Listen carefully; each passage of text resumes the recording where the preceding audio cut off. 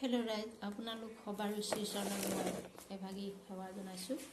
এয়া মোৰ 1 জানুৱাৰীৰ দিনাখন এইখন 2025 চনৰ 1 জানুৱাৰীৰ দিনা এইখন শাৰী মোক ওচৰৰে মাইনা মিলি তাই স্বামী ঘৰত লিখিছে মাইনা বৈদ্য আৰু তেওঁৰ স্বামী নাম হৈছে ৰাঘৱ বৈদ্য আৰু ছোৱালীজনীৰ নাম এজনী সৰু ছোৱালী আছে 1.5 বছৰীয়া তাইৰ নাম হৈছে খুচি বৈদ্য।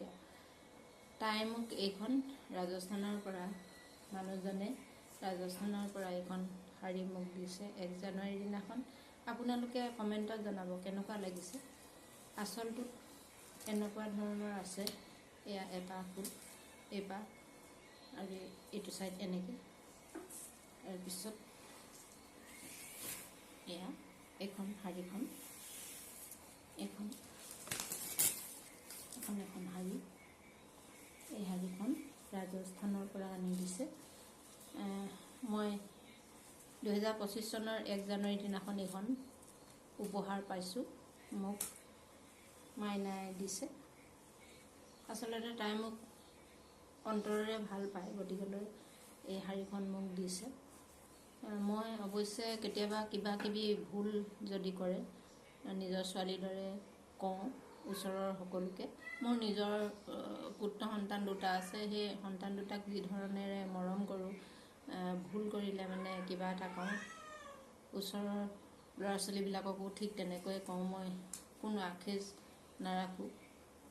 গতিকেলৈ তাই মোক মৰমতে এইখন উপহাৰ দিছে। মই ইয়াৰ মূল্য এতিয়ালৈকে দিয়া নাই। ছোৱালীজনীক মই কিবা এটা দিম বুলি ভাবি আছোঁ, কাৰণ মানুহজনে বৰ কষ্টৰে ৰাজস্থানৰ পৰা এই শাৰীখন আনিছিলে। গতিকেলৈ মই এই শাৰীখনৰ মূল্য নিশ্চয় দিব লাগিব।